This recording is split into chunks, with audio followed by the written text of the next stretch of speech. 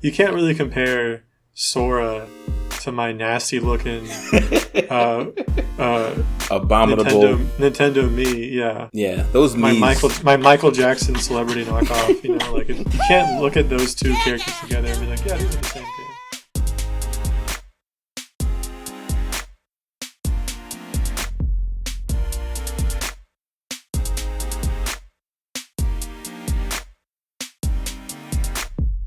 What's up, everybody, and welcome to another episode of Super Agile Bros. Hope you've been having a great weekend so far. It's your man Kyle, and we've got Steve. How you doing, Steve? You may refer to me as the Spice Master. Spice Master. I will not call you that, but I appreciate the suggestion. Good to hear you're doing fine, though. I guess that's what that means, being Spice Master. And to everybody listening, that's just the two introductions we're doing today. And so if you didn't notice before, now you know, because I just told you, that Brad, our usual MC, is not with us today. Moment of silence. You're not Brad. That's right. Not today, I'm not. Sorry, you guys sound the same to me. Yeah, you've never seen us in the same place at the same time either. I believe he's on the beach getting a tan, though, so. Did he tell you where they're going? Well, don't out this man. I don't know if he wants us all to know. I mean, you can tell the listeners that they won't tell anybody. That's true. He'll never find out. And he doesn't listen to the podcast anyway, so he won't know that we told. Yeah. Anyway, here we are without Bradston. Without him. Without our beamish boy. Freedom to do whatever we want. No one running the show. We can run it straight into the ground if we want. That's true. I can drink my water as loud as I desire. Right into the mic. Don't tempt me. Whatever you please, Spice Master. So anyway, though, it's been an exciting couple of weeks. We've been talking about the game showcases and Gamescom, whatever com means. Did we ever figure out what com means? I don't think we did. I think we just accepted it. Works for me. And so we're back again talking about another showcase of sorts. We just had the latest Nintendo Direct, and it'd be a crime not to talk about it. Yes. However, I will say that for all our listeners, all three of you who maybe aren't interested in video games, sorry. We'll eventually get off this bender event, at some point in the future, but here we are. In our defense, the first couple of episodes were a lot about like TV and movies, anime, and games. Yeah, so we're cycling through a little bit. We're covering everything, and we kind of just loop around every now and then, whatever tickles our fancy. Anyway, so we're talking about Nintendo. Yeah, this is all about Nintendo. Mm-hmm. So to dive in, then, first off, how did you feel about the Direct as a whole, Steve? Well, actually, I overall quite liked it. It was definitely underwhelming to begin with. But they by the end of it, I was pretty happy with what I saw. There's definitely some elements that stuck out. Not in a good way. There were also some that stuck out in a good way, but it is what it is. Yeah, I agree. It was a mixed bag, which kind of all of them have been, but I feel like this one was more so a positive, like leaning towards the positive overall. I felt pretty good about it. I usually enjoy Nintendo Directs because it's in the name, they're very direct, and that's my favorite part about any of these showcases is that they get to the point. Yeah, we talked about that on our last couple episodes, how these other Directs, well, it was Gamescom. Gamescom was just so much talking. Yes. They don't really do that. Although there was more talking, I would say, in this Direct compared to gameplay than we would normally, or compared to game trailers than we normally see with Nintendo. Yeah, they had like a lot of explaining to do, I guess, with a lot of course. Nintendo always has a lot of explaining to do. And some things that they need to explain, they won't. They just won't. Just questionable decisions. But I guess without further delay, let's just get into, what we witnessed in this Direct. So the first game, it was kind of their intro. Usually in these Directs, they'll show like a new character for Smash Bros. Or like a really coveted game, they'll show that trailer. Now for me, this trailer really, it didn't tick those boxes as far as really interesting, but it was for Monster Hunter Rise Sunbreak expansion. Well, it's just called Sunbreak, but right, oh yeah, the expansion. Yeah, that's. I feel like I shouldn't have had to correct you there, but because these games have such weird names, sometimes somebody might actually think it's called Sunbreak expansion. That's a fair point. It's kind of a sick name, actually. Now that I think about it, the full Sunbreak expansion. Yeah, I would have preferred it. I think it just kind of rolled off the tongue. Sunbreak just sounded so, I don't know, too short to say. Because then you force Nintendo to call it the Sunbreak expansion. Because you know they would. They wouldn't be able to think of any other thing to call it. Sunbreak expansion deluxe.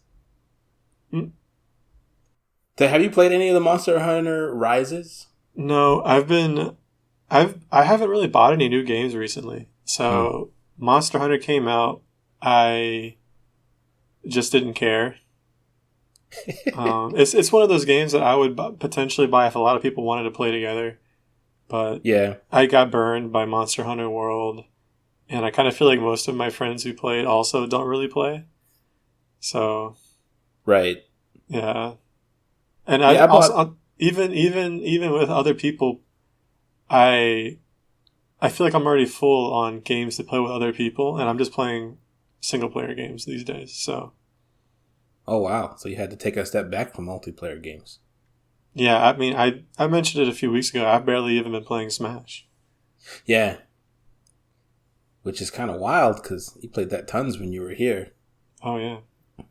But yeah, I agree with the getting burned on Monster Hunter World because, yeah, I ended up buying that game. I got it both times it was on sale, but I bought it twice for PlayStation and for PC. Thanks. Because, people were saying, hey, let's buy it, we're going to play. And we'd play maybe a couple of times for a solid month. And then for one reason or another, it just kind of fell off. One of the biggest hindrances, though, to buying it again and then starting over with new people and stuff is, I think we talked about this before, the horrible way that they handle multiplayer in the beginning. And so I think for that reason, I haven't been too, excited about picking up Rise. It seems like it's fine, but I have no reason to buy it. Exactly, yeah. So the expansion, I mean, the trailer itself, which I guess we're getting off topic, the trailer itself was cool, had some sort of creepy night dragon. Yeah. That was it. And it almost seemed like it was going to be a character reveal for Smash, just because of the setup. They did us dirty on that one. Yes, I was like, wow, they're really out here immediately revealing the character, but thankfully not. Yeah, I mean, it would have been, I guess, based on the way the rest of the Direct went, they would have definitely, set the bar super high, unreasonably high for everything else. Which is usually the case. Yeah, that's true. I mean, I guess I wouldn't actually be that upset if a Monster Hunter character was the final fighter in Smash. No, that would be pretty cool. A dragon or something? That'd be tight. But more likely an actual Monster Hunter. Rathalos. Full size. Did you play as Rathalos v. Rathalos in the single player mode? Yes. And then have only Rathalos assist trophies turned on. Oh, God. Chaos. But cool. Yeah, that game seems like it's going to, still fly off the shelves because a lot of people seem to like it, but I'm not going to buy it. Hey, and you know what? I'm happy that Nintendo is supporting it, or whoever is supporting it, Capcom. Yeah. Good for them. Good for free. Well, it's not free, is it? But good for extra content. Yeah, agreed. Next game was Mario Party. No, sorry. It was Mario. Yeah, it was Mario Party Superstars. Yeah. You wrote it down wrong. I did. You have been hoisted by your own petard. Yeah, I don't care for Mario Party. Apparently, it's well liked. It seems like the Superstars package is pretty cool, and they're getting more stuff too, so that's great. Yeah, it's weird that they added the online as like a huge bonus feature. I think we've talked about this too.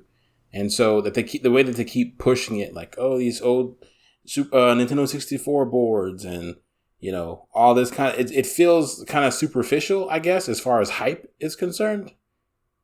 Like, I don't know. It just feels like this is stuff that used to be included in games that would reprise what older games did. But now it's like they're treating it like a huge selling point. It's kind of weird. They're like, please like us. Play our game. Buy our product.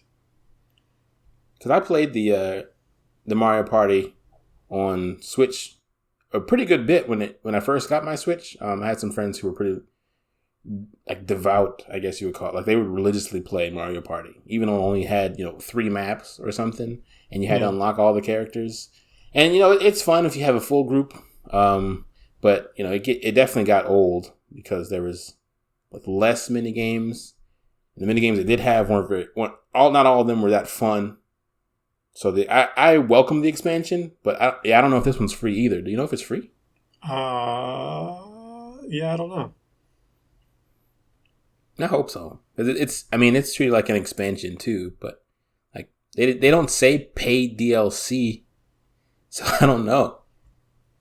When I see expansion, I think paid DLC. Yeah. So this next game was pretty interesting. Voice of Cards. The Isle Dragon Roars. That's my dragon impression. Oh, wow. This is a different show now, huh? We got dragon impressions. Hey, it just felt right. Felt something. Everything is cards. Everything. That's not really a selling point, I would say. Right? No, not really. I guess if there weren't so many games that had come out with very impressive hand-drawn art, I would have been like, oh, this took a lot of time and effort, but... Did it? I wonder. It really feels like the presentation is kind of like, this is just a lo-fi RPG. Mm-hmm. Everything is cards. Yeah. I'm curious about how long the novelty of that would last in a playthrough. Yeah. I feel like it would slow down things pretty remarkably, like shuffling all the time. And because it's not, I guess it's trying not to be a traditional card game. It'd be interesting if they actually sold a deck of cards to play this game. Ooh, merch. Yeah. Merch. It'd just be a tie-in game. Is that merch at that point? It's like the alternate version of it. I don't know. I guess it would be like in the same vein as like the Toys to Life games where you buy these peripherals. Ooh, what if the cards were NFC tokens? Yeah. And now that would be cool. them. You scan them on the Switch, and it plays, the voice, the log, the dialogue or whatever. Now that would be a whole lot cooler. See, they didn't put that in the trailer, so it leads me to believe that's not what they did. But that would be awesome. Yeah, I agree. Man. I'm always into stuff like that, like collectibles. That's one of my Achilles heels, and so I would probably avoid that game just because of I would never financially recover from getting into another collectible game. Mm-hmm. But it would be super cool. I don't think they should make it a collectible game. It would be a complete deck. You buy the whole thing at once. Yeah, not like Pokemon. Okay, so you're much nicer about that than me. See, I would. Like if I was on the development but there'd be side, expansions. There'd be expansions later. Booster packs and everything would be random. You have a bunch of the same card. No. Not random. Because you want it to be like... You want each It'd be like Catan, where each expansion is like a whole, predefined expansion. It's not like just a random chunk of whatever. Would this be a multiplayer game? No, it's a single-player game. Okay. So that makes sense then. Yeah. And then the cards would just be kind of... Yeah, that'd be like cool. That would be really cool. Yeah.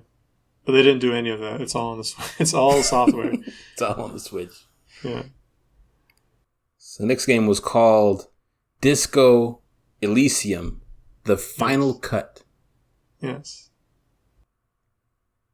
I don't know anything about this game. I watched the trailer a couple times, and it was kind of confusing. Wait, was this the first time you heard of this game? Yeah, I'm not familiar. Really? Oh, wow. It's been out for a few years now. It's really well liked. Oh, maybe that's why. I mean, is this this is a continuation, or is this? No, it's a. Wait, what do you mean a continue? It's the game. It's never been on Switch before. Ah, so this is like a port of an existing game. Correct. Yeah. Oh, that's cool. Yeah. No, I'm not familiar with it at all. I think even. Yeah, I think people like it because of the flexibility of the system, and I think they like the grimy kind of like aesthetic of everything, and not just literally the art, but just kind of the story and everything. It's very much like a gamey noir detective story. Yeah, I remember I played a pretty good bit of like point and click games growing up, but then I kind of got bored with them, so I hadn't really kept up with, I guess, ones that were like. How old is this game? Maybe like 2 years, 3 years. Oh, okay, so it's fairly new. Yeah. Yeah. So yeah, I completely missed it. But like, have you played it before? Oh no. I've not a lot of RPGs I've played recently. I got you. They take up so much time, man. They do. Like, it's a huge investment, and then trying to come back to them, it's impossible. Impossible. And then this one said it. I made a grave mistake. I was playing Chrono Trigger, one of the greatest games of all time, and I didn't finish it. Oh, I got to like one of the final, either the final fight or at least the final boss, one of several fights, if that's what it is. And I couldn't beat him, and I gave up, I guess. Oh, no. And there was no way to return from that. So I started a new game. Oh, gosh. 2 years ago, and I just found it on my phone like last week. And I'm like, still low level, like level 6 or something. I'm like, oh, I can recover from this. I remember the beginning of the story, so I kind of know what's going on.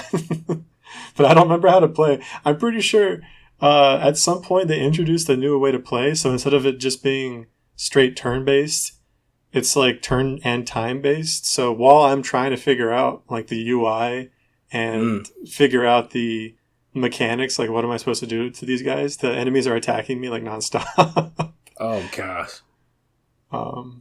I might turn that feature off and just go back to turn-based. No, you got to power through. You have to finish this game in its entirety in the hardest mode now.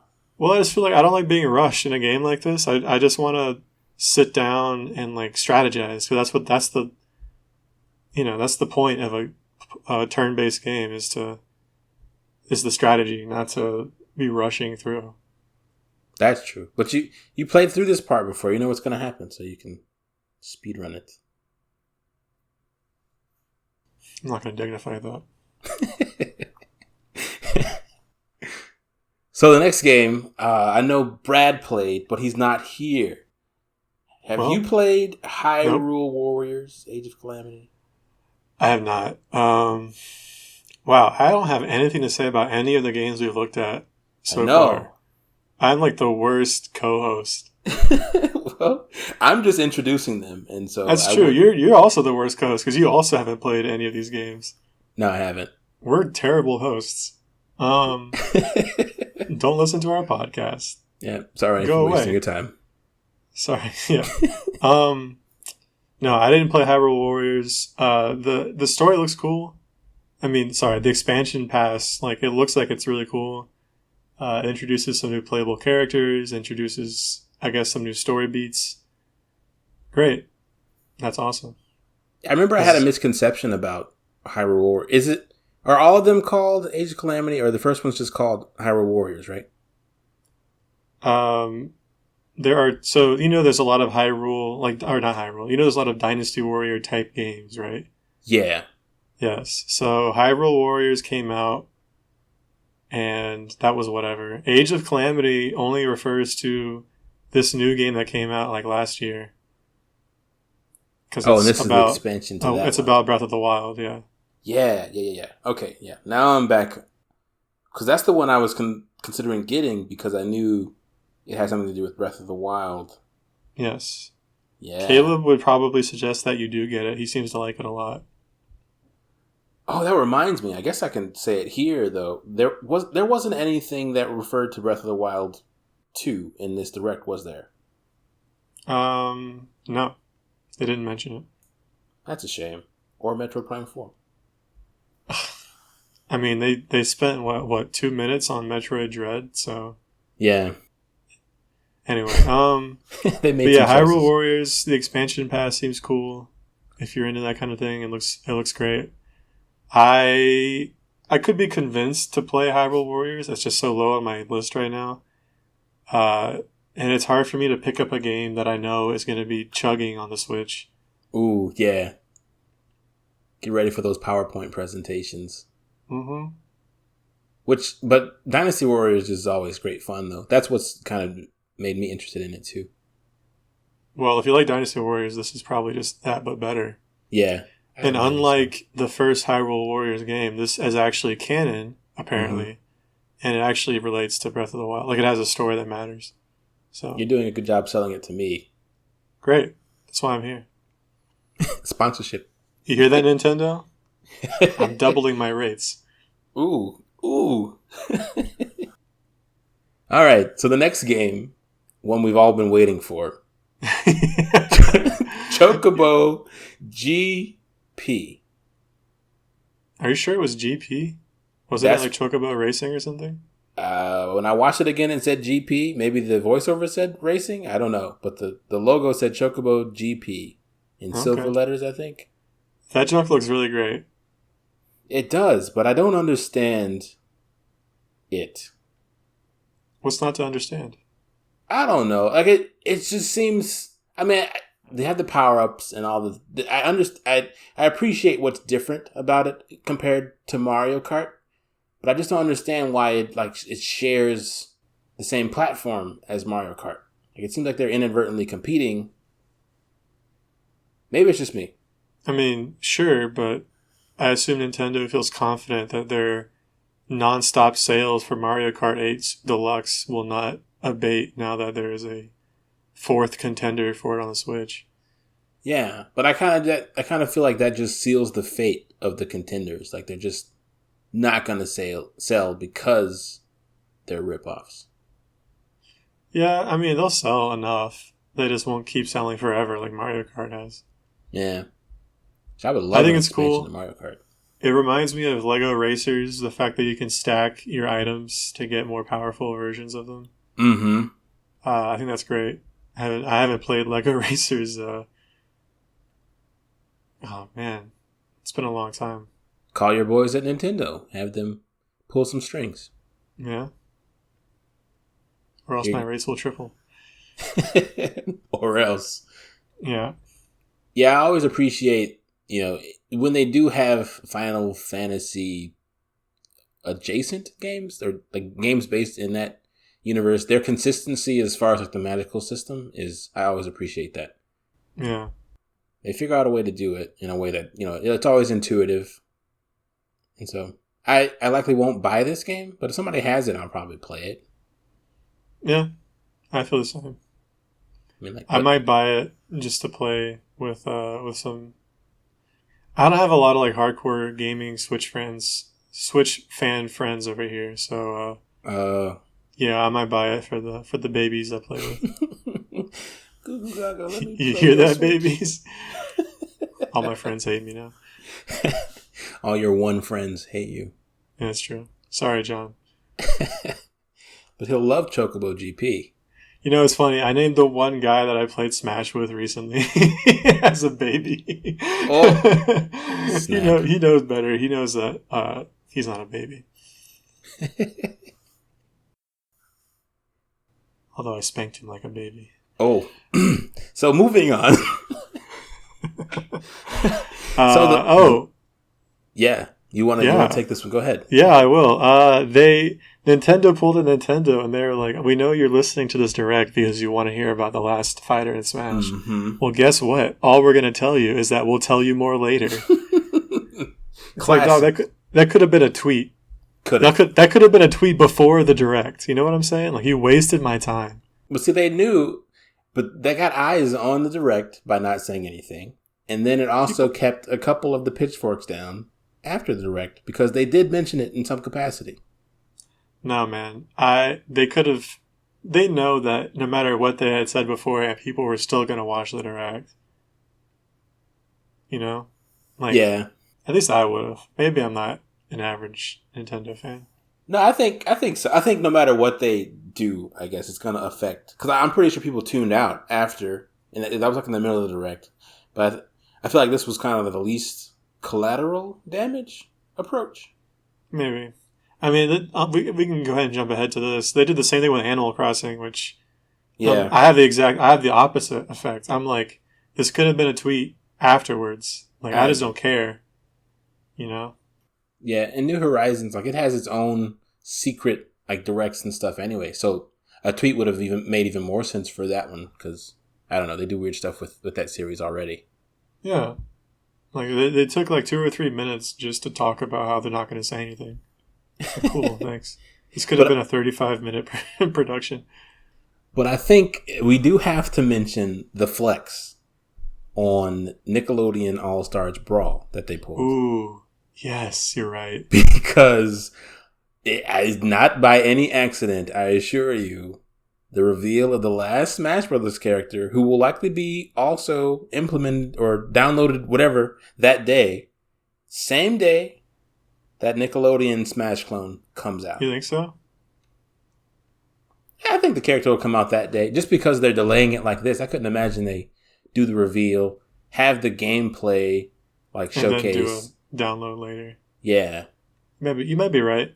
I think either way, though, that's going to blow up in Nintendo's face because I guarantee some people, unless they have, like, not a lot of fighters that have come out have been pure hype. Mm-mm. Like, Sephiroth was pure hype. Yeah. But almost every other fighter that's come out, especially the recent ones, have been, like, hype mixed with lots of disappointment and rage. Yes. And, I mean, if that happens again, then Nickelodeon's going to win this round because no one's going to be talking about this new fighter. They're going to be playing... They're going to be wave dashing with SpongeBob, dude. There's no way. Which they're going to be doing that anyway, but they're going to be doing it sooner. Right. Exactly. What are the chances that a Nickelodeon All-Stars character is the final Smash character, and it's some weird reveal that also talks about that game? Like a cross-platform... Yeah. Not cross-platform, a cross-game collaboration. Like the one Nickelodeon character that's only ever existed in game form. Who's that? I don't know. I don't even know if there's anyone that exists, but I think, isn't that the criteria for somebody to be in Smash? They have to be originally from a game. Yeah, I feel like that's too incestuous. Even if there was such a character, like there's no way they'd release a Nickelodeon fighting game and a Nickelodeon Smash fighter at the same time. Like, that's just dumb. Yeah, that splits the audience pretty heavily. Yeah. Do I play your character in your new game that just came out, or do I play your one character in Smash? Yeah. Oh, if it was the same character in both? No. I would be furious. I would delete Smash. Only Nickelodeon from here on out. Not That's loyal right. to Smash Bros. At all. No, only Rivals of Aether. Oh. Nickelodeon was party to this crime, so... Let's get rid of them both. You have an accomplice in the diamond industry. Ooh, that's deep pull. No one will understand. Well done. Mm-hmm. So this next game, I am actually pretty excited about. Oh, me too. Kirby and the Forgotten Land. Yes, it looks... I mean, I've never played a single Kirby game in my life. What? Actually, bro? Wait. Let me rethink that statement. Okay.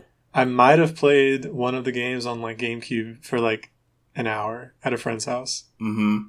But that's it. That's the only experience I have. And the newest Kirby game on Switch looks... Sorry, but it looks terrible. It looks super, like, just boring, easy mode kind of stuff. Oh, the multiplayer one that's free? No. The, I don't know what it's called, man. It's the one where you make friends with random monsters. Yeah, I thought that one was... Oh, I guess they made two. Yeah, I thought that was the free one. It's definitely not free. Yeah. I know which one you're talking about, though. I'm pretty sure that was a $60 title, my friend. Gosh. Oh. Exactly. I was like, hard pass. But this looks great. Yeah, they've completely, like, turn the franchise, like they turn the dial up, you know. Yeah. I've played a couple of Kirby games. My first Kirby game was Nightmare in Dreamland on the Game Boy Advance.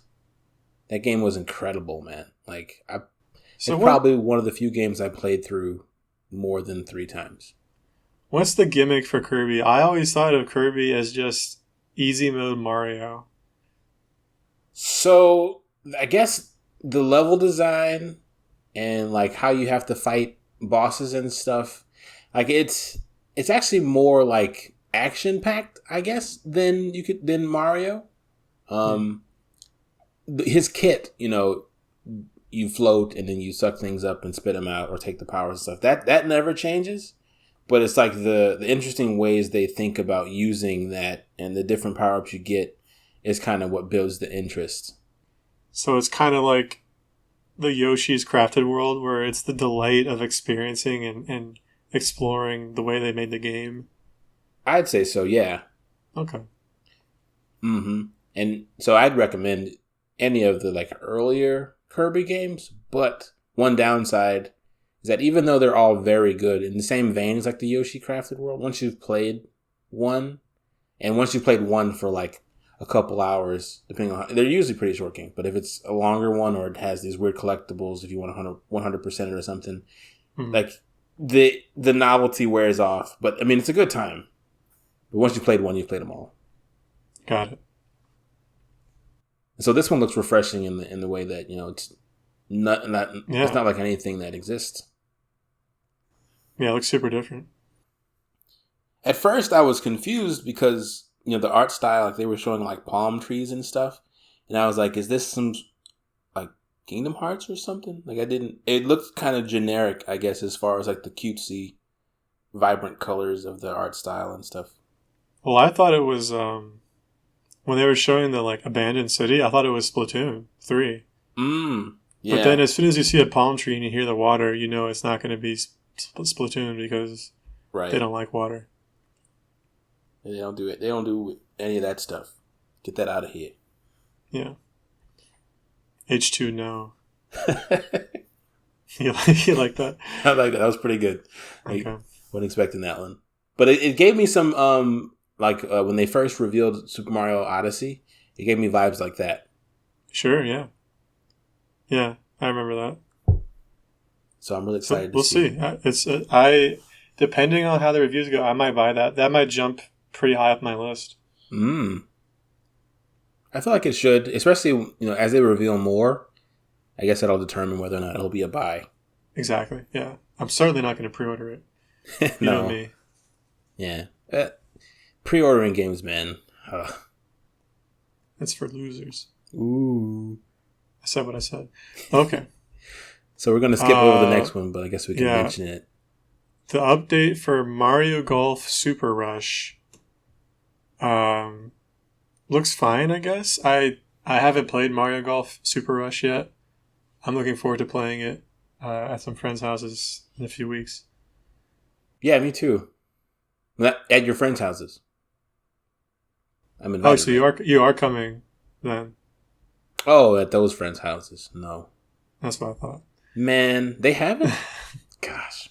Yeah. Everything. I assume that it's going to become a BYOS staple. And if it does, I might buy it as well. How many players? Apparently, if you have 2 copies, you can have a 4-player game. Oh, okay. So I would think you could do 4 players with 1 Switch, but...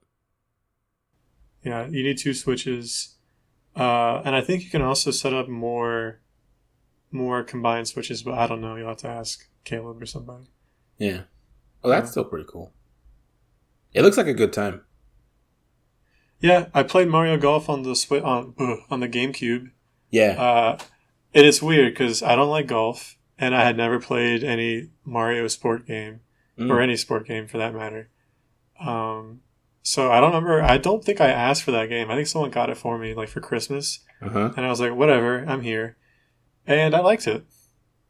I don't know if I beat it. I don't even know if it had like a campaign to beat necessarily, but I think it had like an exhibition mode or something like that. Yeah, I should I should whip that out. I What was it probably called? still have them. I probably still have the game saved on my memory card somewhere. Yeah, pretty much all the Mario like sports games are like deceptively good because Yeah. like it's weird how because they don't change the games too much, but they just make them more fun. Like it's weird. And you would, and I don't think it's just because of like the particle effects and the power ups and stuff. Like it, at its core, they just make the game like more, I don't know, energized. When I play putt-putt, I still in my mind visualize the grid on the green showing the the slopes and everything. Yeah. It never helps. I'm terrible at putt-putt. But maybe it was stuff like that made it seem more intuitive to where you could just enjoy the act of whacking a little ball with a stick. In a game, yeah. But hey, they're adding Koopa Troopa. That was my boy back in on the GameCube. Ooh. So maybe now I didn't even know he wasn't in it. So I'm glad that they're adding him before I play because that would have been disappointing. Otherwise, I would have had words with Nintendo. Ooh, those rates. Yeah. Those rates keep going up. Watch out. Yeah. Who's Ninja? I don't know. I feel like he was introduced in this game because I've never seen him before. I really hope that's not the case. They just do that like we're supposed to know. They're like, wow, Ninja's here. And other people I was watching it with were also saying that. They were like, wow, Ninja. I'm like, okay. Oh, they said, wow, Ninja? So they recognized. I think somebody recognized him. I don't remember who or how strongly. Huh. What's the name of that? See, at first I thought it was the thief character from the new Super Mario Brothers, but it's not. Yeah. It's not him. I don't know. I don't remember his name. The purple guy with the butterfly net. Yeah. Yeah, I haven't played those games either. I haven't played anything ever, actually, so I know nothing about video games. Disney Magical World 2 Enchanted Edition from the 3DS. See, there's only a few games that I would pre-order, and this is one of them. Did you know that there was a Disney Magical World 1? No. No, neither did I. I don't think anyone did. This looks like, I mean, somebody already said it, but I was like, oh, it looks kind of like Kingdom Hearts. Mm-hmm. Maybe that's a vapid observation to make because of anything with Disney is going to look like Kingdom Hearts. I think that's where the similarities stop. Yes. That's it. There's no similarities really. You can't really compare Sora to my nasty looking abominable Nintendo Me, yeah. Yeah, those my Michael Jackson celebrity knockoff, you can't look at those two characters together and be like, yeah, these are the same game. Bro, what got me about their trailer is that they chose the most soulless looking Miis. And it had it like walking next to Winnie the Pooh. And I'm like, at least try to make it look like. Bro. Like, is that what kids like? I mean, do kids even like Winnie the Pooh by himself? Probably not. Winnie the Pooh was one of the worst parts of Kingdom Hearts. Yeah, his levels were trash. They were awful. Those minigames, I mean, the minigames sometimes were delightful, but usually we're just like, what am I doing? Yeah, in Kingdom Hearts 3, they were definitely better. But in earlier installments, you never wanted to go into that book. Yeah, it's like, look, I've saved the universe twice now. Why am I collecting honey? Right. Why are we suddenly best friends? You're holding me back, Pooh. Yeah, he's holding us back. And then he forgets you. He has the gall. The audacity. Anyway. Oh, man. So, yeah, definitely going to be playing that one.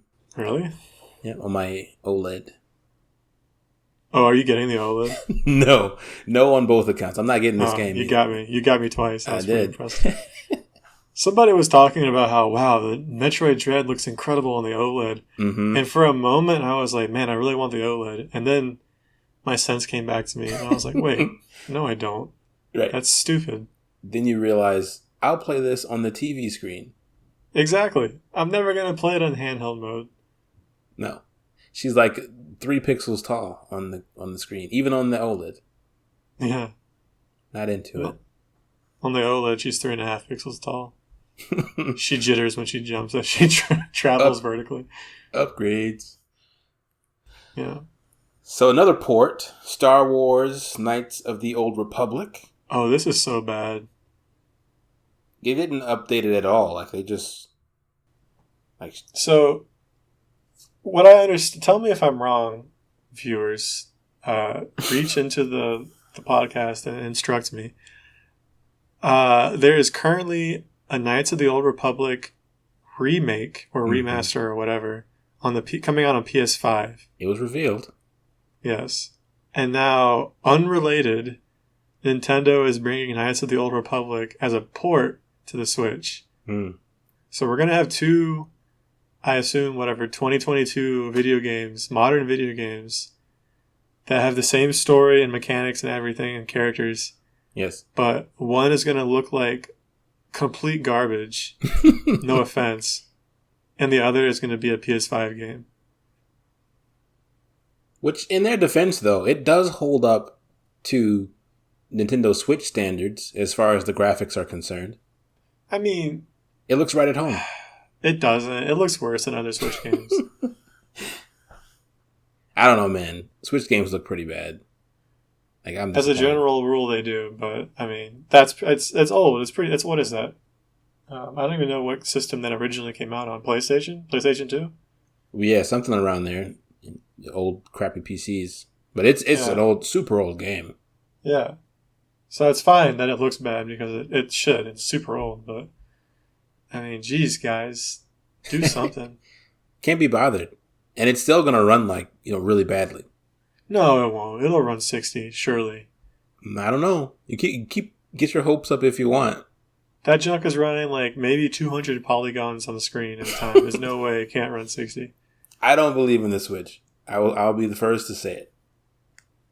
I've seen what it can do. Some games do run smooth as butter, but then other games, for no apparent reason, just don't. And so I am not. I will believe it when I see it. That's where I'm at. Yeah, I think I've gotten to the point where I no longer want to buy new games for the Switch. Mm-hmm. Unless they're like really exceptional. Yeah. Because it's just, I can no longer recommend it. I used to tell people to buy the Switch all the time, and now I just can't recommend it because it's fallen so far behind. Yes. And it's not just people like, oh, but Nintendo isn't about graphics, they're about gameplay. And I get that. I love Nintendo first-party games. Mm-hmm. But you can't sustain that just on the first-party games. Right. There's 6 very good first-party games is not enough to sell a console, in my opinion. I mean, they have moved, so you can't argue with results, but... Yeah. And it's not just the games, it's also the service. Yeah. We finally got a Nintendo update that gave us Bluetooth audio. Finally. After what? 2.5, 3 years? 4 years? It's been a long time. It's absurd.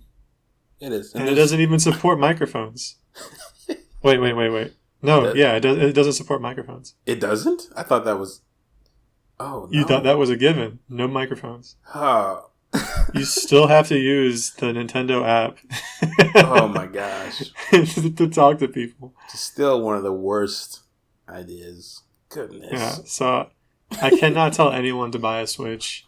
Not in good conscience. Unless you just love Smash Bros. If you love Smash Bros., buy a used Switch. Mm-hmm. I can't tell anyone to buy a new Switch, especially not an OLED for $350. What is it? It's $350, right? I think so. Yeah, that's poor. That's just poor.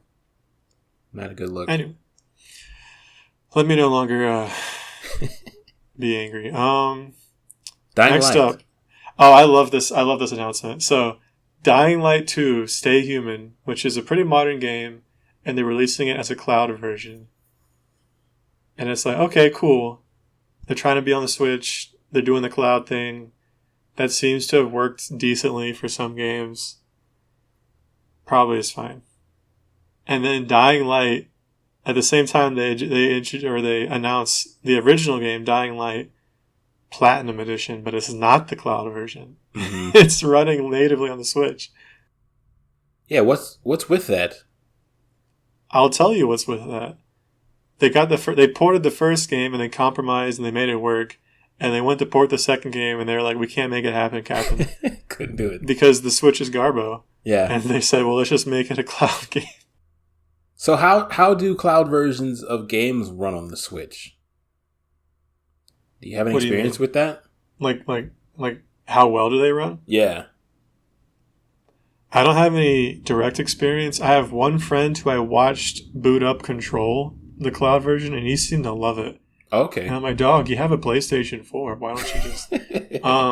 But he was playing the cloud version on Switch. Made his choice. And he had Joy-Cons, and I was like, God bless you, sir. I hope you have a long and fruitful life. But it seemed to run fine. There wasn't like a ridiculous input delay. That's good. Frame rates were fine. Huh. It looked okay.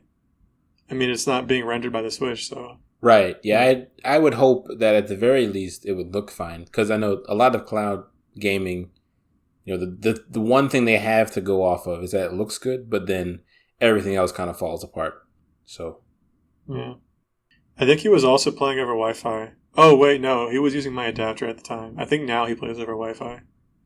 And still no hiccups, no big problems. I have no idea. I don't even know if he still plays. He probably plays something else. He got Control for PS4 finally. He bought it twice, yeah. It seems like a good game. But in theory, from what I hear, the cloud versions of games are somewhat popular. Apparently, there's a lot more of them running in Japan than they are in the US. Ah. So that's interesting. Yeah, it is. Wonder why that is. That's cool. So, have you played the Dying Light games, or you would recommend? No, I have no idea. Oh, okay. They looked pretty cool, and the Dying Light 2 had co-op. That always, you know, gets my ears to stand up whenever I hear co-op in like a first-person game. Yeah, that's kind of nice. Yeah, I might have to look into them once they get closer. You gonna play with Julie? Maybe. We'll see. So the next game, Triangle Strategy. Man, I knew they were not going to change the name. People like, they're definitely changing the name. They did not. No, man, they go in with those just terrible names. After Octopath Traveler, it's like, there's no name they will not keep. I think that might be the worst name I've ever conceived in a game. Which one? Octopath Traveler. Really? You don't think Triangle Strategy is worse? I mean, it's pretty bad. I think they're both pretty... But at least Triangle and Strategy are both words. I don't know. I appreciate Octopath's contextual meaning. I mean, they both have... I mean, Octopath Traveler makes me feel like I'm having a stroke. So I've just gotten used to saying it over the years. Yeah, it has been normalized, I guess. Yeah. Triangle Strategy, I think, will also have some sort of contextual meaning, right? Like, isn't there like 3 different, I don't know, houses that you join or something? I don't know. They told more about it in the first trailer that I've forgotten, I think, than in the recent trailers. Yeah, I don't remember anything about it either. I thought it was like a military term or something. I don't know. Triangle Strategy? Yeah, like a formation or something. Pincer movement? I don't know. But maybe it is. I do always kind of like the Octopath art style. I guess Octopath popularized the art style of the 2D blended 2.5D they call it. Oh, wow. No. Is that what they call it? I hope not, because that's confusing.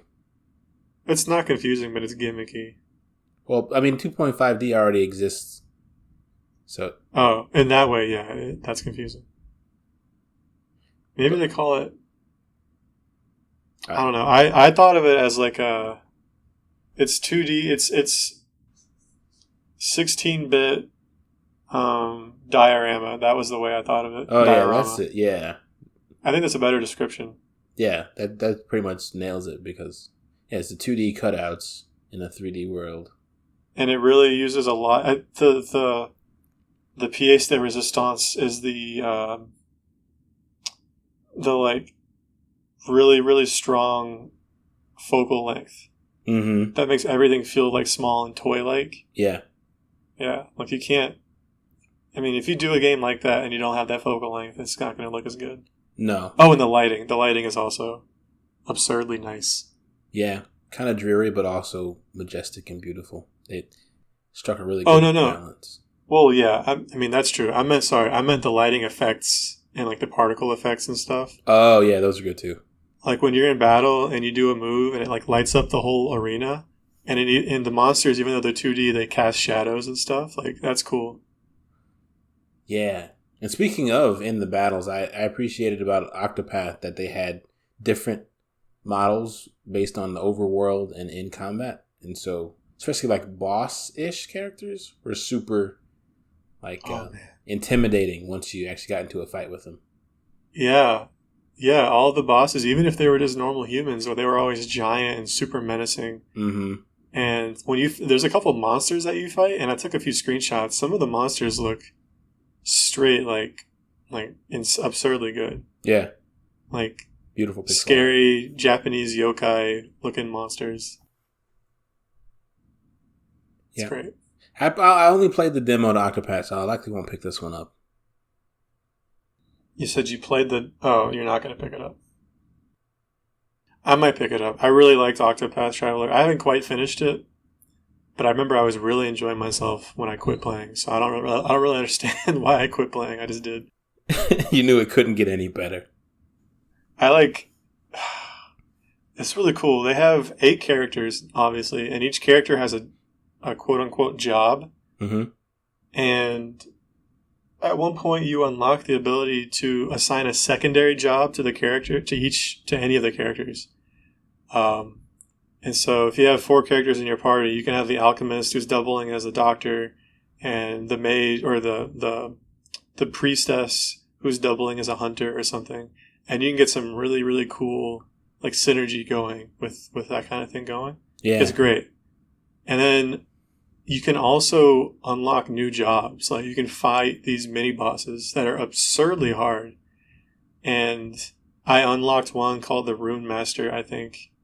And dude, the Rune Master was so cool. And I immediately found a completely broken combination. It takes like 4 turns to set it up. But then I can just do either crazy amounts of damage or crazy amounts of healing to like everybody. Oh, nice. So yeah. That makes it sound like the payoff was worth it then, going through getting the boss and all that. Oh, yeah. Yeah. And I mean, just fighting the boss was great. I love the best part about an RPG is a really absurd boss that challenges the way you play and makes you actually have to strategize. And Octopath definitely had that. Sweet. So we could probably expect to see some of that in this game too then. Yeah, this seems more like a tactics type game, which I've never played. So I would be willing to try. If the story, the one bad thing about Octopath, I would say, is the fact that the stories didn't really go anywhere. They were all individual, isolated stories for each character. So if they don't do that in Triangle Strategy, I'll be happy. Yeah. They said that they took a lot of developer feedback when it came to like adjustments they made to the game. They put that in the trailer, so it must have been a pretty big deal. Well, they did the same thing when Octopath came out. They had a demo period and then they made changes. Nice. But obviously, with Octopath, they had a vision and they kind of stuck to it. Yeah. So we'll see. So the next game, I don't know how much you want to talk about it. We don't want to spoil it or anything, but Metroid Dread. I skipped this.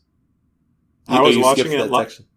I was watching it live, so I muted the feed and I switched windows to something else. I'm so mad because, well, I'm torn. On one hand, I love how much attention and how much effort Nintendo is putting into advertising Metroid Dread. Mm-hmm. It's coming out with the new OLED Switch. It's gotten like 4 different trailers and 2 or 3 deep dives, and now they're doing I think GameSpot did a deep dive, which I guess technically is not Nintendo money, but whatever. Yeah. They're putting so much effort. On the other hand, I'm like, guys, I'm going to buy the game, everyone who knows about the game is going to buy the game. Just let us play the game. Quit telling us everything. So, I know they released a lot of lore. I know they've released a lot of gameplay details and like world details, and I don't want anything to do with it. Yeah, the trailer was an absolute lore dump, and then really the website. So I don't know. I'm not gonna go into any details, but they released also a website that preludes the game. Like it's of report logs. Report logs? What do you mean? So let's see. So it's kind of like the I guess maybe like journal entries for the game. I haven't read them myself, so I don't know what's in them. But it's supposed to like give you. You don't report stuff. You're reading reports. Exactly. Yeah, you're reading reports. Okay, now I understand. Yeah. But it's like 10 of them. I mean, that's cool. That's super cool. Yeah, it looks really cool. If they had done that and none of the other stuff, I'd be totally happy because that's like a great way to introduce the game. Because a lot of the game is like reading. A lot of the lore, I guess, is find it yourself, like reading the logs, talking to people, whatever. Yeah, and if I remember correctly, they said, they put this out there so you can kind of get a feel of what to expect. And so it makes me think of kind of like the old school strategy guides where there were some things that were only in the strategy guide. So when you were approached by a certain enemy or, reached a certain task, the game wouldn't necessarily tell you how to do it. Like you could figure it out based on what you've seen before. But like in the strategy guide, reading through the lore, understanding the world is how you solved some part of it. That's fine. That's cool. Yeah. I wonder if there's a way to read it and guarantee that I'm not being spoiled in some way. I don't know. Somebody might have done like a spoiler-free review of the site, maybe. At some point, I'll just check it out either way. I mean, what I'm planning on doing is buying the special edition, which I think has like art books and stuff, and for me, that's sufficient. Nice. Yeah, that's gonna be awesome. Fingers crossed. I missed the chance to pre-order, so I'm showing up at a store opening day in the morning, and I'm going to just hopefully just walk in and buy it. Yeah, Godspeed. Thank you. So to move on from that one, so we don't accidentally spoil anything. Nintendo Switch Online new membership plan has a lot going for it. Yeah. I didn't have a 64 growing up, so a lot of these games don't mean much to me. But the ones I recognize look great. It's much better than like the other games on NES and a Super NES, and I'm like, what are these? Yeah. So one thing that got me about this is that people have been like advocating and fighting for a virtual console since the Switch came out. Yeah. And because I think it was not even the Wii U maybe had as good a virtual console as the Wii did or something like that. And then everybody's getting hammered about emulating games and really just wanting to play these games. So to me, it just felt like it was a huge step for Nintendo to take to have these games be available. I mean, I still think people want a virtual console, not a subscription. Yeah, I think it's definitely not the same. They played it in a way that they get more money, but at least it'll kind of scratch that itch. And it's not like, well, there's no way to play these games. I mean, I also wonder if the people who want these the virtual console, if the games specifically that they want are going to be available. Because what is it, like 8 games right now with a couple more coming later? Yeah, it's kind of a shallow lineup to start. But it seemed like they went with the flagship titles that most people would recognize. Yeah, so that's good. And knowing Nintendo, they'll probably release like 3 games a year moving forward. Yeah, the unfortunate truth, the drip feed.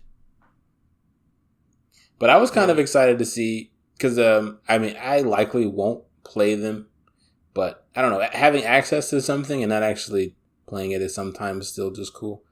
I'll probably play the Mario Tennis for 64 for a little while, just to get, because that game was like pretty nostalgic for me. That was one of my first games that I had on the 64 that was mine, because I shared it with my brother.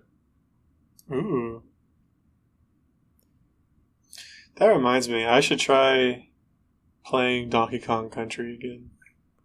Which one? On the Super NES. Oh. Get ready, man. Those games are tough as nails. Yeah, I don't know how. I usually say, I don't know how I did it when I was a kid. But now that the more I think about it, I'm wondering, I don't know if I did it as a kid. I don't know how far I actually got in these games. Right. Yeah, I've played them more recently, and yeah, it was ridiculous. God, even the new games are kind of ridiculous. Yes, the Tropical Freeze is Tropical a beast. Freeze is so fun, but it's so hard, and it still uses lives. So I'm like, I don't know, man, this might be too much for me. Easily the worst part of the game, just because once you get stuck at a spot and you play it 30 times over, you realize just how useless the live system is. Yeah. But still very fun games for what they are. I think it's pretty cool though that they're going the extra mile, which I guess is for them it's just more product, but making the Nintendo 64 and the Genesis controllers to go along with these games. Yeah, I know some guys who are definitely going to buy those controllers, one or both of them.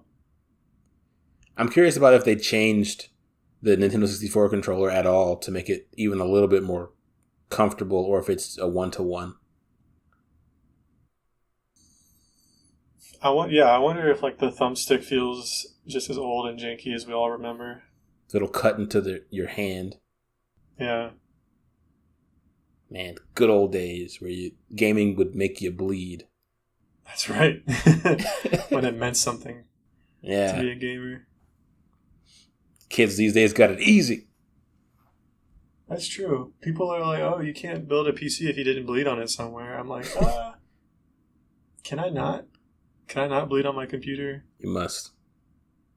I mean, I didn't. I managed to build it without bleeding. Wait, did I? Yeah, I'm pretty sure I did.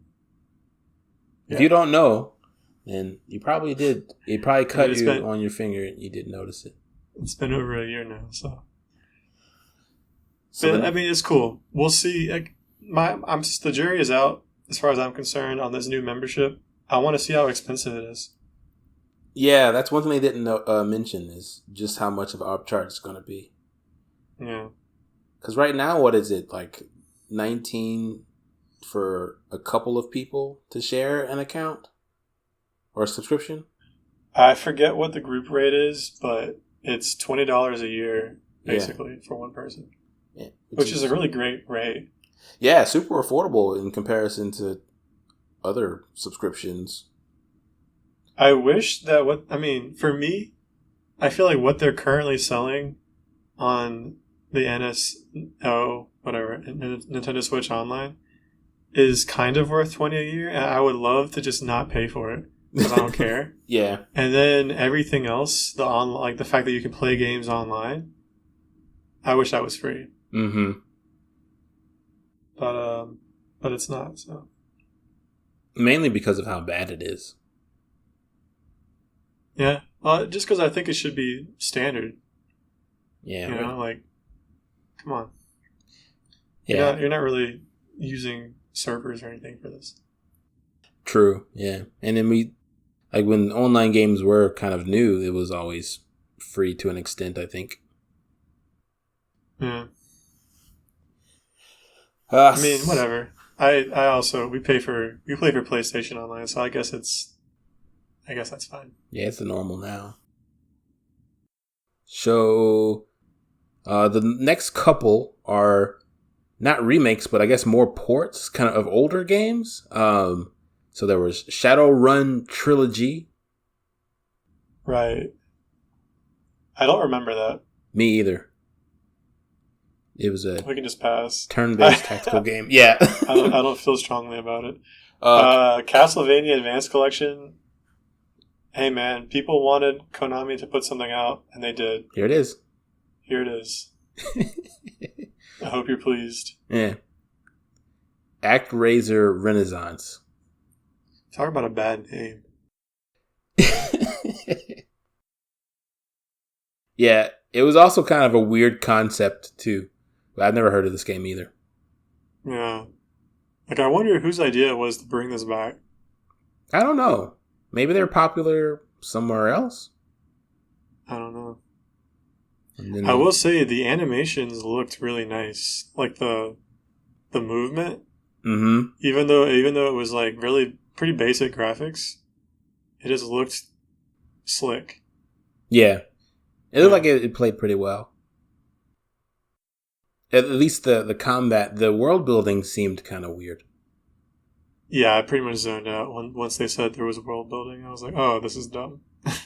Yeah, it looked like one of those games that's just a time sink, but not like in a valuable way, just because there's like either terrible RNG or just like stuff you don't want to do, but you have to do to progress. Mm-hmm. And so then the last game, this actually wasn't a remaster or a port, but a sequel. Hey, that's right. A free sequel. Deltarune Chapter. So, I've barely played Undertale. Mm-hmm. I've never played Deltarune. Me either. I've watched not playthroughs, but people play both Undertale and Deltarune. And I don't fully understand the draw. I really liked the writing of Undertale when I played it. And I liked the weird twist where you're encouraged to try to negotiate with the enemies instead of trying to kill them. Mm-hmm. So that's cool. Yeah, they definitely got cult followings, the games. They were made by the one guy, right? Yeah. That's really cool. I mean, I'm willing to support any game that's basically made by one guy and it's anywhere near as polished as Deltarune or Undertale are. Mm-hmm. Yeah. I remember there was one gag where, you play this quiet little boy, kind of like a Ness shoo-in, I guess. And you're in the underworld, and so those monsters are trying to kill you. And this one guy, you meet this one monster who isn't antagonistic, and he's trying to hide you from other monsters, and he's like, go hide behind that lamp. Or maybe he says that, like, specially shaped lamp or something. Uh-huh. And there's a lamp where basically your head and body fit exactly behind the lamp. So when you walk behind it, you literally disappear. Yeah. The lampshade is just weirdly shaped enough that it like fits the outline of your face and hair. It was so funny. I'm like, what a great gag. Yeah, I remember that moment. They got some traction. I think that was one of the many things that kind of drew people to the game, was those like whimsical moments like that. Yeah. And the monsters you fought would be like, to negotiate with them, you'd be like, oh, wipe his tears or something. And there'd be like a cute dog in armor. And you have to like pet the dog. I don't remember. It's just, yeah. It's one of it felt like a Nintendo game. Oh. It was a delight. That's what I always say about Nintendo games. It was a delight. Yeah, that definitely explains like its influence. Like it's one of those indie games that are like, it's timeless now. So good on them. Yeah. So the next batch of games was like, they had this weird round robin kind of segment where they were just playing trailers one after another, I guess, about games they didn't the lightning round. Yeah, they didn't really seem to care about those games, I guess, or I don't know. Yeah. Any of those stand out to you? I don't remember Surviving the Aftermath.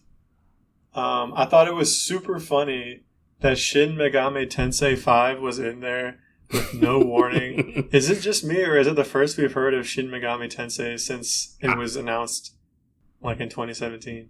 I honestly don't know. But yeah, it is weird for it to be there because of how many people love that game or that series. Yeah, that was really strange.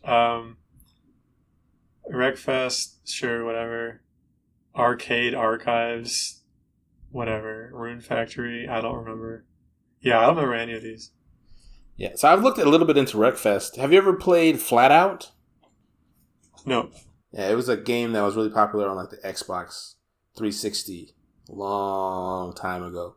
But effectively, the gimmick was you had a ragdoll man that would be in the car, and your whole objective most of the time was to throw him out of the car by crashing into something.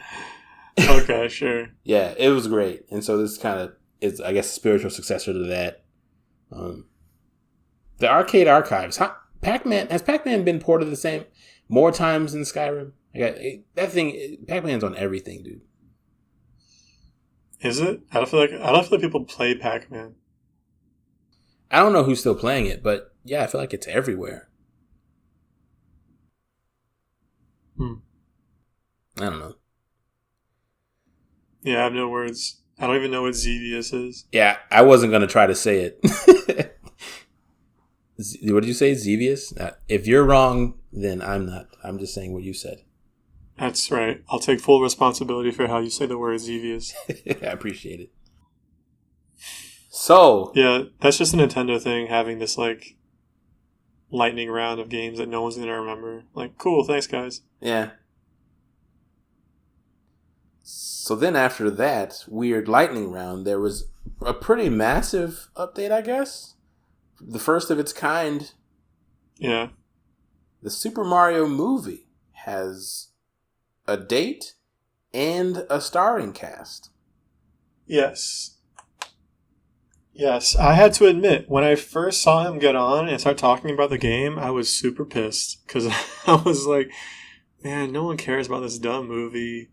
Illumination is one of my least favorite animation studios, so I don't even know if they're going to be good. Mm-hmm. Like, come on.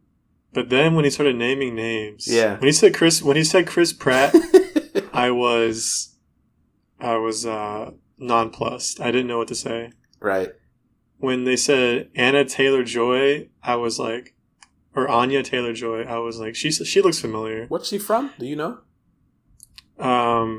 Apparently she's in that new show Queen's Gambit on Netflix. Mm. I've barely watched it. That might be why I think she's vaguely familiar. Never seen it. But then after that, Charlie Day, Jack Black, all these other names, I was like, oh wow. Yeah. This is like hilarious. Yeah. I actually I would watch this movie just to see what the heck they're doing. Exactly, yeah. Like Donkey Kong with a voice actor? Much less Seth Rogen's voice. That's crazy. Yeah, what got me is that I fully expected them to use Charles Martinet as Mario and just play it close to the chest. This is Mario's first outing in a long time on the big screen, so they got to do it right type of thing. But it seems like they're not taking this movie seriously at all. Right. I mean, I kind of wonder if Charles Martinet's Mario voice would be good for a fully voiced movie. Right. I don't think it would. When was the last time we heard him say anything more than 2 words? Never. Yeah. I mean, God, can you imagine Toad having dialogue? Well, thanks to YouTube, we have a couple of ideas of what that would be like. No. Not those videos. Just throat melting screeches for 10 minutes. Oh. Yeah. Yeah, so, I mean, that's cool. I made a joke like, oh, we can watch that during our honeymoon, but it's holiday 2022, so I will not be on a honeymoon. I mean, you December could. next year. Probably shouldn't. Extended. I'm taking off a lot of vacation for this one, so I don't know if how they're going to feel about it not being a one-off, you know what I'm saying? It's worth it. You tell them the circumstances and threaten them that your price will rise. I don't need a whole honeymoon. I guess we could just have a long weekend to watch the Super Mario movie in the holiday 2022 season. So holiday 2022, that's like what, winter? Yeah, that's anywhere from Thanksgiving to the end of the new year. What a window. To the beginning of the new year. So when I showed my wife the cast, the first thing she said was like that Chris Pratt did the voice to, what's his name, Owen in the Lego movie? And I was like, oh, I forgot he did a leading character in another cartoon. Yeah. And so... Wait, he was the main character in the Lego movie? Yeah. He was the special, I think they called him. Yeah. Yeah. Which Wow. he did really well, but... He did really well. I can never remember anyone in that except except my man, Will Ferrell. Oh, yeah, he stole the show. He stole the show. Morgan Freeman was in there. Yeah, I forgot about that too. Great movies, man. I gotta watch that again. Yeah, dude. And the Lego Batman, man. Oh, Will Arnett is Batman, of course. Yeah, they're all so good. Yeah. So that's what I was thinking. That's what I'm saying, right? People are dogging on this cast, but I'm like, if the Lego movie could be legitimately good, I think this could be great. Yeah, I think people were just mad because of the expectancy. I mean, are people really standing Charles Martinet that much? Or Martinet? I don't know which it is. Both are incorrect. But do people really love him so much that they're like, I won't watch Mario without his squeaky fake Italian voice, you know? Right. Yeah. They're trying to be loyal, but yeah. Which he's still in the movie in some capacity. Right. He's pulling a Stan Lee. Yeah. Oh, Stan Lee. Sad reference. Excelsior. Dude, Rick and Morty did a Stan Lee joke. They did? Yeah. How? In one of the in the series, no, in the season finale, that was the word I wanted. A character showed up from a previous episode and referenced an event from that episode, and it was like in the first season as opposed to like the current season, which is season 5. And so the screen paused, and a Stan Lee looking Rick walked into the corner of the screen and was like, "This is from." Season 1, episode 3 or something like that. And then he said, Excelsior! And then he walked off again and it kept playing. What? They really did it, yeah. Man, you're going to convince me to watch that show one of these days. I've been avoiding it because I'm not trying to get hooked on another show.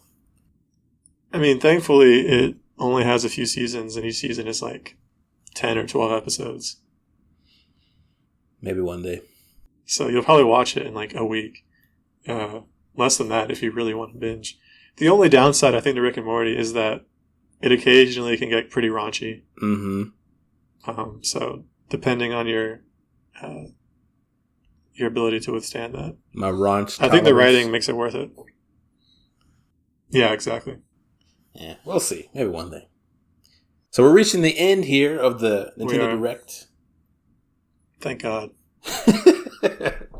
So this next reveal I was really happy for because I called it earlier. I was like, oh, Splatoon 3. Not that I called it. I mean, obviously they're going to talk about Splatoon 3 after mentioning it. You didn't think it was coming? I think that it was just as likely they wouldn't talk about it as they would now. Just because of, I guess, the way they handled the things that we didn't think they would talk about. That's fair. Yeah. Yeah, so the return of the Mammalians, I think this is really cool because I wasn't sure what Splatoon 3 would bring to the table. But we immediately see that in the multiplayer, there's like different powers and different abilities that they've included. So that's great. We're going to have more gameplay is awesome. And the story looks super cool. And can I say the trailer was just very Splatoon? Like, I found this video, super on brand. on a USB stick in a trash can in a subway somewhere. Like, it really felt like I was getting a radio transmission from the Rebel Alliance. Yeah. It was so on brand. Yeah. Yeah, the idea that there are mammals in this universe, that the Octolings are not the main villains, which I guess was kind of hinted at in Splatoon 2. I still need to play through Splatoon 2. I haven't gotten very far in that game. But I started playing some of the Octo expansion too. I would just confuse myself by doing that before finishing the main campaign. Oh yeah, you definitely need to fix that. Should I buy the Octo expansion? Well, you don't know. You haven't finished it. I really want to. I think I will, just for kicks someday. I mean, it's more of the same, which is very good. So yeah. I really enjoyed this. I think the single player mode, the campaign in Splatoon 2 is super underrated. People just play online if they play at all. But yeah, the campaign's solid. But it seems like they know that, and they're gonna make another solid campaign for Splatoon 3. Just because they seem like they really enjoy like the world they've built. Yeah, they do a lot of good stuff with it. It's really cool. So that looks great. I'm stoked for Splatoon 3. I will say, I just hope it looks good and runs good. Mm-hmm. Mm-hmm. I have confidence that it will, just because of how well Splatoon 2 runs. That's one of their, That's true. Yeah, Splatoon 2 runs really well.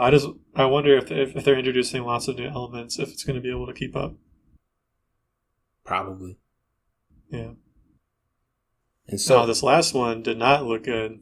I don't understand why this was the last game of the Direct. Yeah. Like what? Well, I get it. It's the most hyped thing that we've been waiting for in a long time, other than Metroid Prime 4. Really?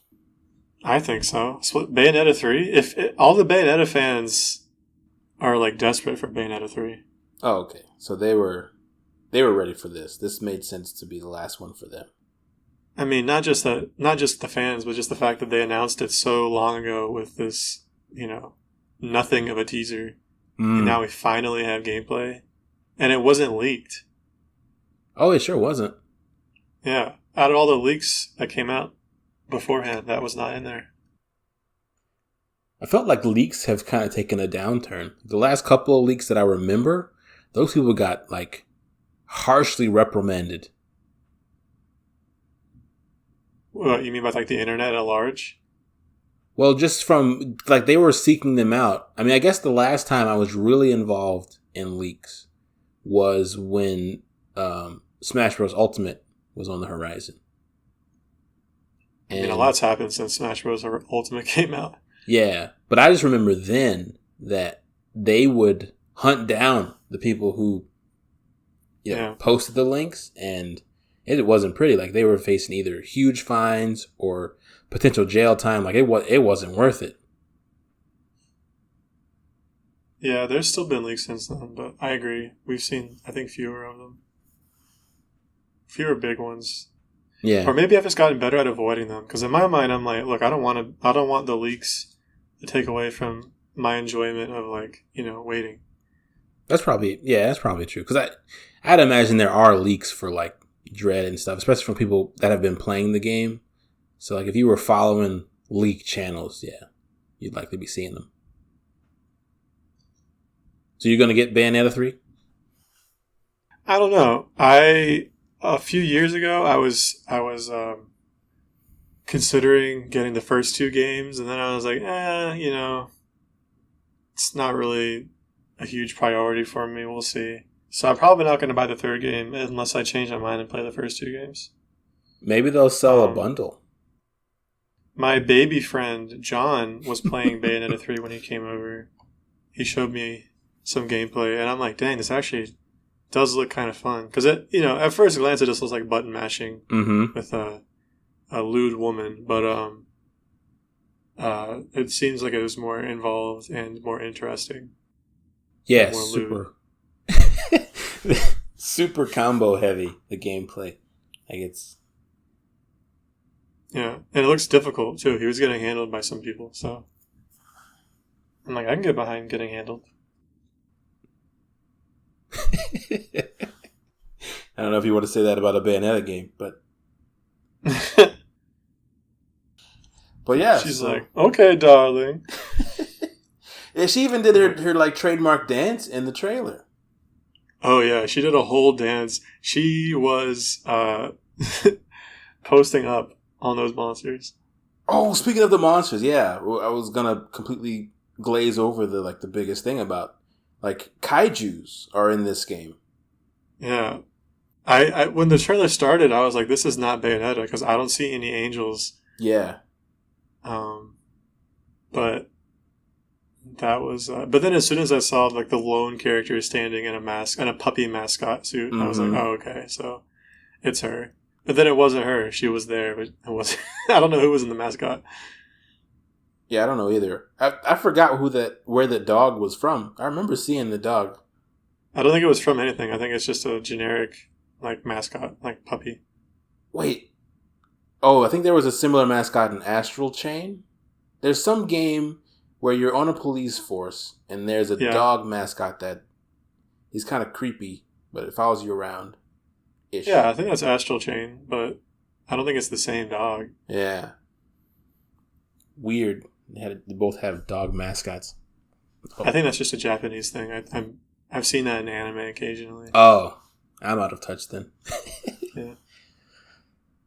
Yep. It's okay. So that was the end of the Direct. Do you have any final remarks, I guess, before we shut this thing down? I think that we've kind of turned a corner where Nintendo is actually releasing games that people care about again.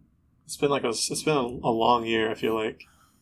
Yeah, long couple Lots of years. Lots of disappointment. It's cool to see Bayonetta finally get some love.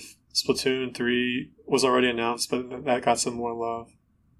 I mean, a lot of the stuff here was, like I said, the Mario movie, at first I was like, what are you guys doing? Mm-hmm. But then I was like, oh, this is actually legit hype. So yeah, I mean, it's cool. It's whatever. I think that it was a good reveal. I'm looking forward to the Smash reveal. Haven't really cared about Smash since Kazuya came out. So yeah, he kind of spoiled it. I don't really know if it's his fault. I think it just coincided with my lack of interest. Yeah, I think I feel you on that one. I think the reason why I've kind of lost interest in Smash and then the character reveals in general is just because they've been so few and far in between. Like the time between them is just way too long, in my opinion. Yeah, I would care more about the character reveals, even if I didn't care about Smash. If the characters were characters that I cared about. Yeah, that too. And I know that's not true for a lot of people. That a lot of people love Tekken, mm-hmm. And so Kazuya actually was legit hype. But I was like, whatever. Terry, whatever. Spring Girl or whatever. Min Min. Min Min, yeah. Don't care about. Who cares about ARMS? No one plays ARMS. That game was terrible. So yeah, hopefully we're not disappointed. I feel like everyone's going to be mad about somebody, or no matter what it is, someone's going to be mad. Mm-hmm. I just want it to be a character that is beloved. Yeah, because at least when there's one more coming, the one you want could be the next one. But since this is the last one, yeah, it's definitely going to hit people the wrong way because they're expecting something. So yeah. So take it from me and don't expect anything at all. Yeah.